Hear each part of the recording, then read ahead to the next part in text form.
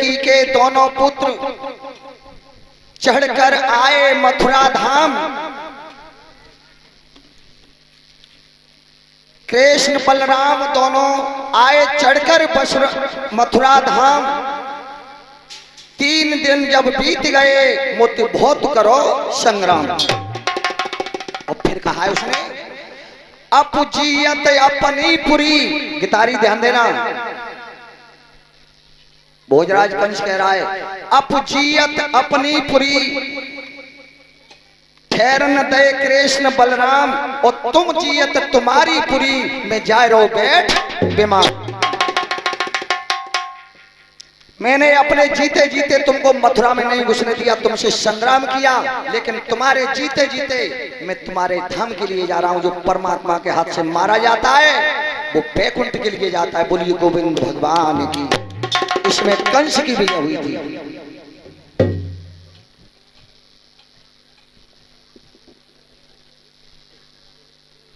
भगवान कृष्ण ने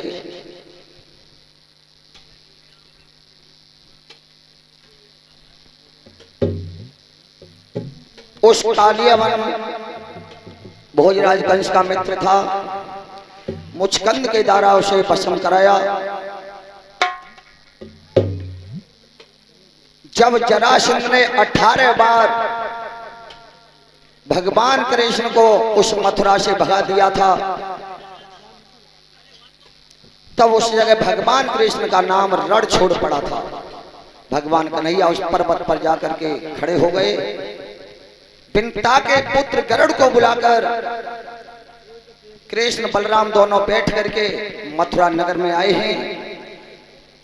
अपने नाना उग्रसेन को मथुरा का सम्राट बनाकर भगवान कृष्ण और बलराम ने विश्वकर्मा को आदेश देकर रात्रि में सागर के बीच में एक सोने का नगर बनाया था, जिसे द्वारका कहते हैं। बोलिए द्वारकाधीश भगवान की। आज अपने परिवार को लेकर के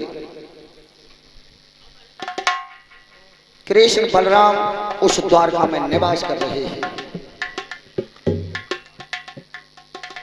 इधर में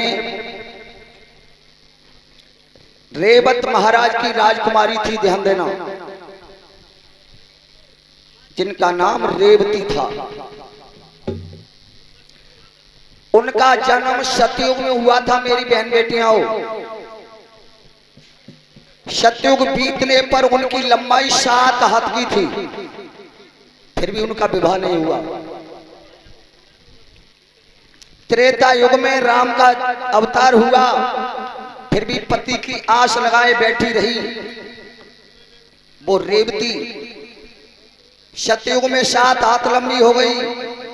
जब त्रेता युग ब्राह्मण व्यतीत होने के लिए जा रहा था तो 7 हाथ फिर लंबी है गई। जबरदस्त कितनी है गई? 7 और 7 14।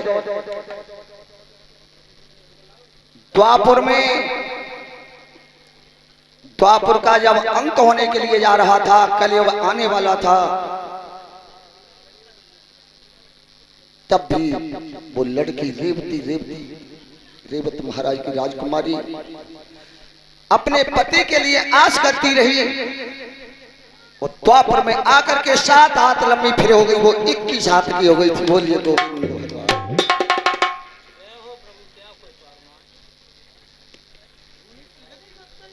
जब 21 हाथ की हुई है, जब रेवत महाराज ने रोहिणी के पुत्र बलराम के लिए शादी की थी, और जब बलराम भामरे पर के आवत तुमने देखो हो ब्याह होता था, लला की लली की भामरे पत्नी, तो लला हाथ धत्तो लली के ऊपर न्यों करके धत्तो के ना धत्तो, हाँ, और जाकर हाथ धत्ता है बलराम, और तब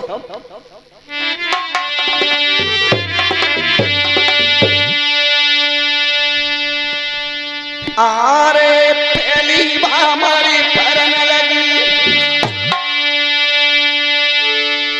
आरे पहली भामरी परन लगी, नाई ताऊ ने देर लगा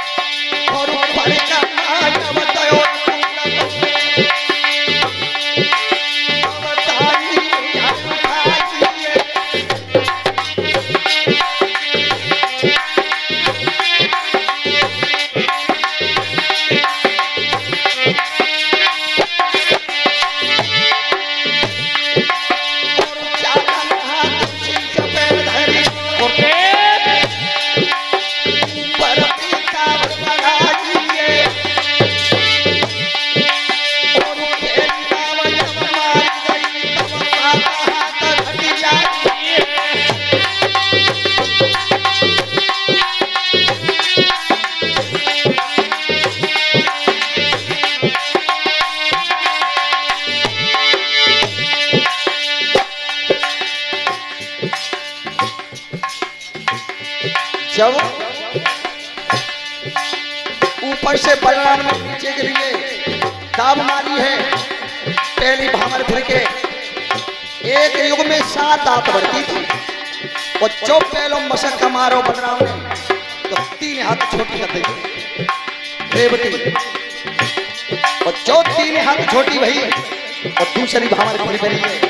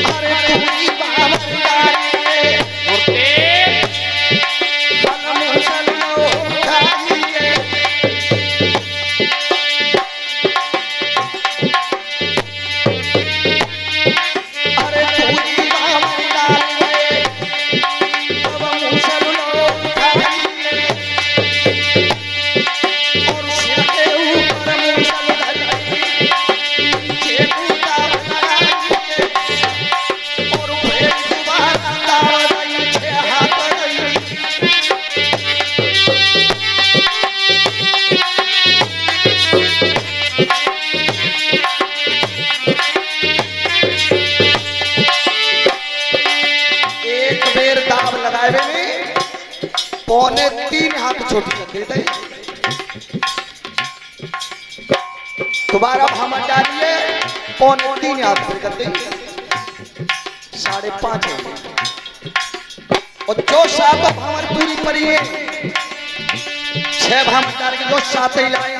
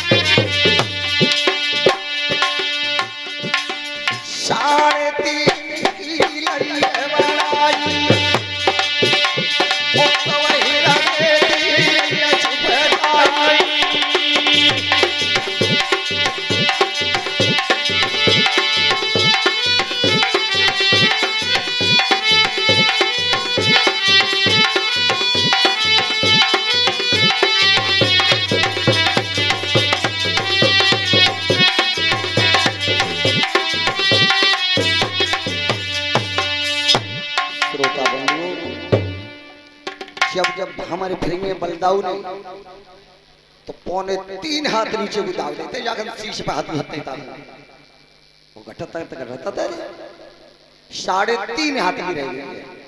और संसार में कोई देख लेना, चाहे तुम सही चाहे हम सही, चाहे लली हो चाहे हो लला, चाहे वो छोटो चाहे हो बड़ो, 3.5 हाथ को ये दुनिया में जाते बड़ो इंसान है नहीं। 3.5 हाथ की छोड़ी और तब उन्होंने अपनी पत्नी बनाई है। 3.5 हाथ से बढ़कर के परिचित महाराज संसार में कुछ नहीं है। 3.5 हाथ में ये प्राणी का शरीर बना हुआ है। वामन भगवान ने पृथ्वी मांगी तो कितनी मांगी? 3.5 पर।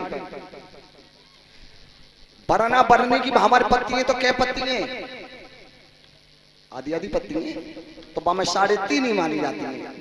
4 बरने की परे तो 3 बरना, या 4 बरना की परे तो 3 बरने की, 3.5 आधी आधी मानी जाती है। केवल 7वीं भामर होती है, वो पति की होती है। भामर केवल एक पड़ती है पति की। पति की केवल भामर एक पड़ती है। और 3.5 हाथ की है रेवती, तब अपने हृदय से चुटाया था और तब अपनी पत्नी बनाया था। श्री सुखदेव जी कहते हैं, राजन परीक्षित, भगवान कृष्ण आज अपने परिवार को लेकर के द्वारका में निवास कर रहे हैं। इधर में विदर्भ देश के एक सम्राट हुए थे जिनका नाम भीष्मक था। भीष्मक महाराज के 5 लड़का थे, रुकम, रुकम बाहु, रुकम केशी, रुकम माली, रुकमेश और रुक्मी। ये 5 लड़का थे। एक लड़की थी जिसका नाम रुक्मिणी था। रुक्मिणी की महतारी का नाम सुषमा था और रुक्मिणी की भाभी का नाम कमला था। वो शिशुपाल की पत्नी, रुकम की पत्नी थी, शिशुपाल की बहन थी। एक दिन रुक्मिणी अपने आंगन में बैठ करके अपनी सहेलियों के साथ, आपने देखा होगा कि जब सर्दी पड़ती है तो हमारी छोटी छोटी बिटियां गुड़िया गुड्डा का खेल खेलती हैं। जब माँ ने आवाज दी है, माँ बुला रही है रुक्मिणी, ए रुक्मिणी,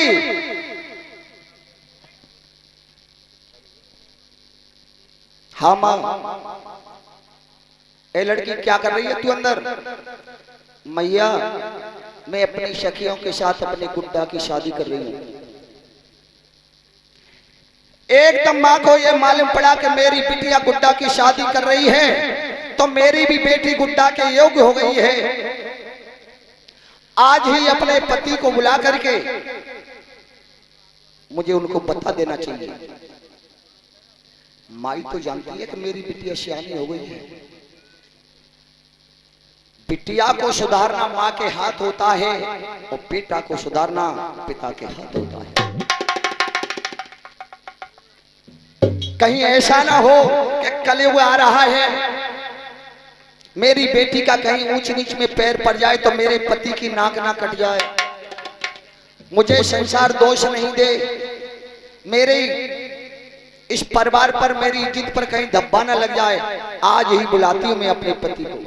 मेरी बेटियां एक दासी को भेज करके महाराजा भीष्मक को बुलवाया है।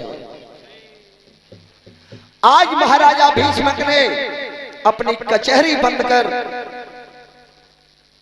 अपने घोड़ा पे अश्वार होकर के अपनी पत्नी के संग चले हैं। महलों के लिए चले हैं पत्नी के पास। कैसे?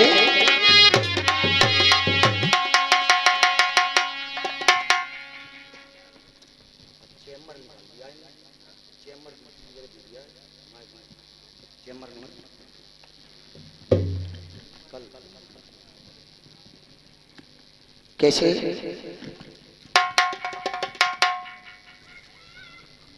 अरे घोड़ा तो से आयो पर राजा ने घोड़ा तो से आयो पर राजा ने मखमल कसी रही हो। घोड़ा तो सजायो पर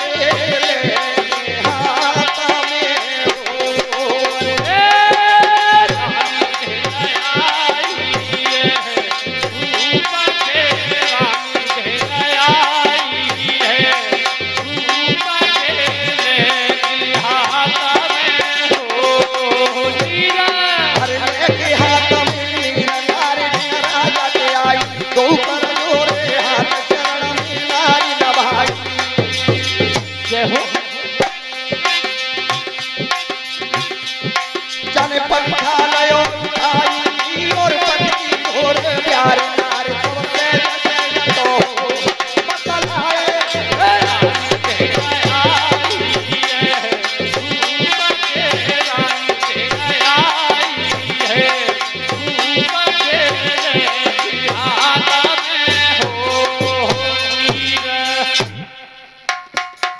आज चक्कर क्या है। मेरी पत्नी ने आज सभा संबोधित करते समय दासी को भेज करके मुझे बुलवाया। आज महाराजा भीष्म अपनी कचहरी को बंद करके श्रोता बंधुओं और अपने महलों में पहुंचे।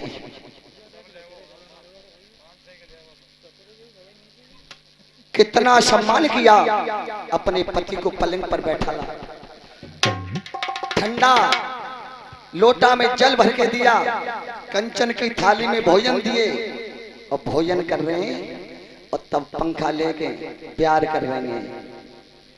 और तुमने देखी हुई परिचत महाराज, जब पत्नी पति को भोजन देती है और ताकन कोई बात कहनी हो, ताई खन कहीं कान पे रोटी खाए रहो या ताकन भुनन मूंगा से पूछे।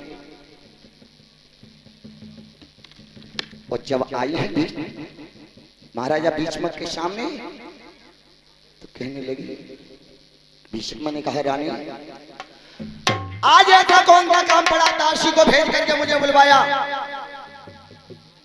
कचहरी को प्राम करके आया हूं, बताओ ना। तो महौलिशी में कहने लगी, हमें तो वैसे मालूम है, हमारी तुम कोई वैसी बात ना पूछते, आज दोपहरी बुलवाए तुम्हारी छाती पर चढ़े बैठे। बताओ ना, बता क्या बात है, सुपक क्यों रही हो? तुम नाराज हो जाते ताशी सुपक रहे, बताओ क्या कहना चाहती हो? अपना पल्लू हाथ में ले लिया, आओ महाराज मेरे पास आ जाओ, तुम्हारे चरण छू लूं पहले, बताओ क्या कहना चाहती हो? आओ महाराज तुम्हारे चरण दाब दूं। चरण दाबने लगे हैं और धीमे धीमे कहिए होले सीना, और गुस्सा तो नहीं होगे, तुम नाराज तो नहीं होगे? एकदम भीष्म कहने लगे, महारानी कुछ कहोगी या ऐसे ही बुनन बुनन करती रहोगी? तब भीष्म की पत्नी बोली है महाराजा भीष्म से हाथ जोड़ करके, और क्या बोली है जयप्रकाश?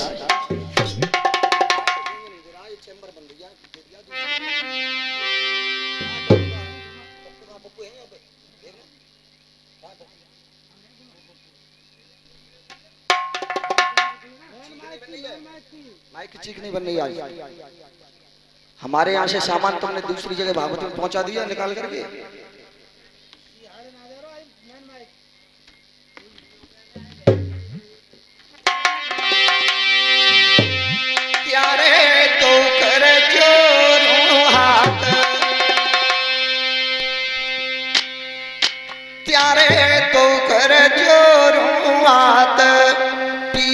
त्यारी गई थी अशियानी, त्यारे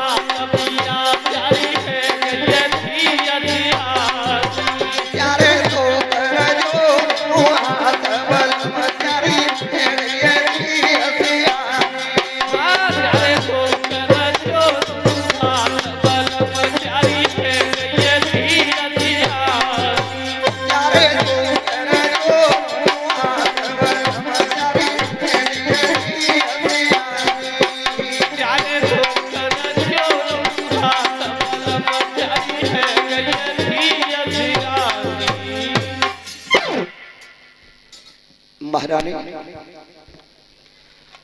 अरे आपको इतनी चिंता क्यों हो रही है? बिटिया मेरी है, शादी मैं करूंगा, लेकिन आप कह रही हो, मुझे सलाह बता रही हो, आप मेरी अर्धांगिनी हो, तो मैं आज ही जाकर के अपनी कचहरी में अपने मंत्री की जाकर के मैं सलाह लूंगा। सबसे पहले तुम आराम से महलों में रहो। महारानी महलों में चली गई। महाराजा भीष्मक ने अपने दूसरे दिन कचहरी को जोड़ा है। तो पहले सलाहकार राजाओं के मंत्री हुआ करते थे, वो आज भी हैं। वो सलाह बताते हैं और तब राजा काम करता है।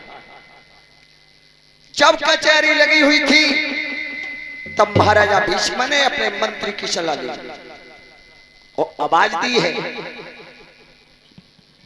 मंत्री, ए मंत्री। कहिए महाराज।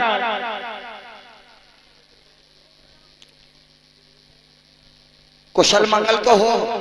हाँ महाराज, ठीक है, बाल बच्चे ठीक है और हम ठीक है। एक बात पूछना चाहता हूं मैं। एक नाथ दो है। सुबह सुबह लगा के तो नहीं आए हो? नेक नेक थोड़ी सी।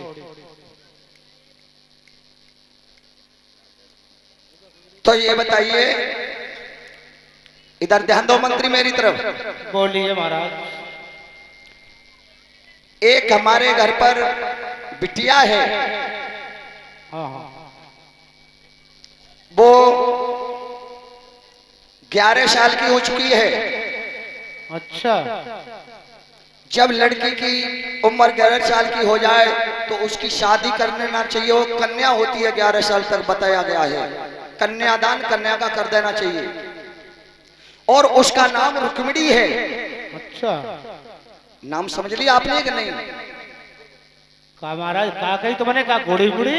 मेरी बेटी का नाम रुक्मिणी है। गुड़ी मिड़ी है? गुड़ी मुड़ी नहीं कहते, रुक्मिणी कहते हैं। अच्छा अच्छा अच्छा, ठीक है ठीक है। और बताओ। उसके लिए का करे बाबा, मार डारे? नहीं नहीं, उसकी मैं शादी करना चाहता हूँ, तो इसके लिए कोई सुंदर वरना बताइए। वरना? अपनी नजर में देख करके। मेरी बेटी 11 साल की है, तो लड़का उसके लिए 12 साल का होना चाहिए। 12 साल को? हाँ। ये महाराज बोल, एक बात मैं सुन लो। बोलो।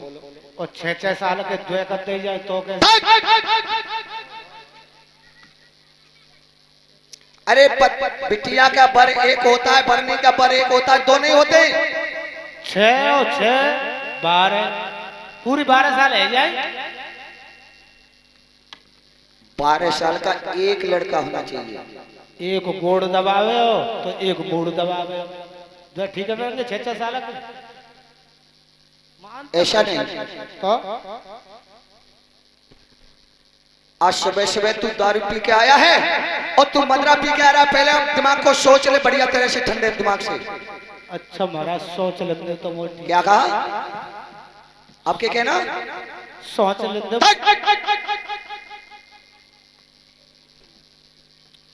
बेवकूफ कहीं का। यो कहते हैं कि महाराज सोच करके बताऊंगा। हाँ महाराज, सोच के बताऊंगा। फिर कहा तूने? सही बता। तो आप क्या कह रहे हो? सोच के कह रहे हो? मैं यो कह रहा हूँ सोच कर। अच्छा अच्छा अच्छा अच्छा, तो ठीक है महाराज। बताओ। तो महाराज एक वरना में लड़का देखा है। कहाँ का सम्राट है वो? जो मगध नरेश जलेसर के वो जरासंध हैं, वो बढ़िया रहेंगे कि नहीं? उनके लिए मैं अपनी बेटी नहीं करूंगा। क्यों महाराज? उनसे तो पांडवों का बैर ठना हुआ है। अगर किसी दिन जरासंध मारा गया तो मेरी बेटी विधवा हो जाएगी। उसका पालन फिर कौन करेगा? अच्छा। और बताइए। तो महाराज एक हतनापुर के दूसरे पे दुर्योधन है, उसके लिए भी मैं अपनी बिटिया की शादी नहीं करूंगा। उनमें घर में, परिवार में, घर घर में कलह चल रहा है बंटवारे के चक्कर में। अगर दुर्योधन मारा जाएगा तो मेरी बेटी विधवा हो जाएगी। कल है कि परिवार में नहीं करूंगा, स्वच्छ परिवार होना चाहिए। स्वच्छ? हाँ बिल्कुल बिल्कुल स्वच्छ। बिल्कुल स्वच्छ ही नहीं हो। बताओ। देखो महाराज, तुम गौर से देख लियो। बताओ। तुम्हारे सामने में टोपा लगाए बैठे कुर्सी पे। अरे ये तो इसी नगर के हैं, कुंदनपुर के। अब तू ऐसा कर, अब तू आज तेरी मैं छुट्टी कर लाऊं, तेरी तनख्वाह भी काट दूंगा, तू अपने घर जा। सुबह सुबह मदरा पी के आता है, उल्टी बातें करता है। बालक भूखा बचा। अब क्यों रो रहा है? बेटा रुक्मेश, पिताजी के चरणों में मेरा बार बार नमन है। आशीर्वाद है बेटा। कहिए पिताजी। बेटा ये बताइए, तुम्हारी बहन रुक्मिणी बड़ी हो चुकी हैं। हाँ हाँ। उनके लिए कोई वरना आपकी तलाश में है? मेरी नजर में एक लड़का है पिताजी, जो कहाँ है? बहन के योग्य है। किस नगर में है? कहाँ का राजा है? किन का पुत्र है? गड़ाबाई कन्या पहाड़ करके आ जाए। पिताजी मेरी नजर में एक लड़का है जो द्वारका के सम्राट हैं, यादवेंद्र सरकार भगवान योगी राज कृष्ण है। वो बहन के लिए उत्तम रहेंगे। आपकी अनुमति सही है? बिल्कुल पिताजी। लोगों तालियां बजाओ, मेरी बेटी के दामाद भगवान कन्हैया मेरे बेटा ने बताए हैं। तालियां जोर से।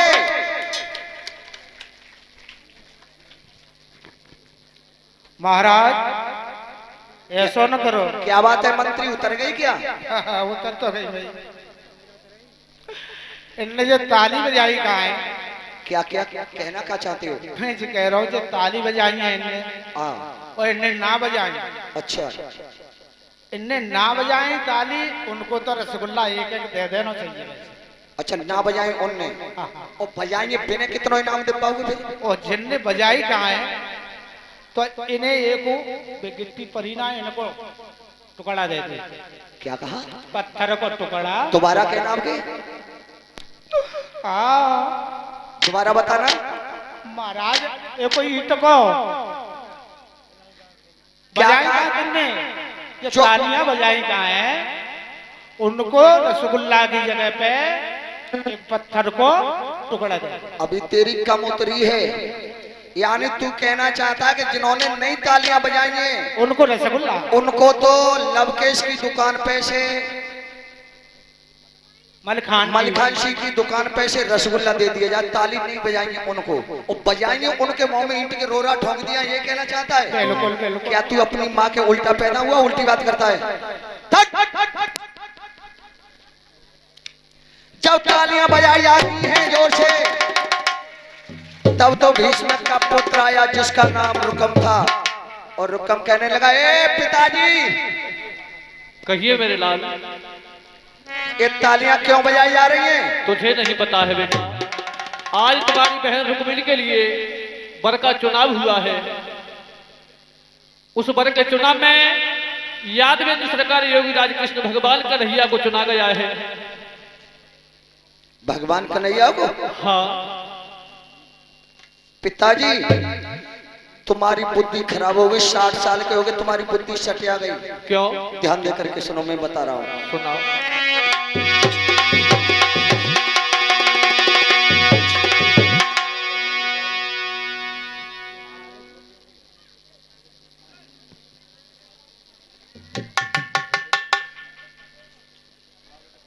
हेलो।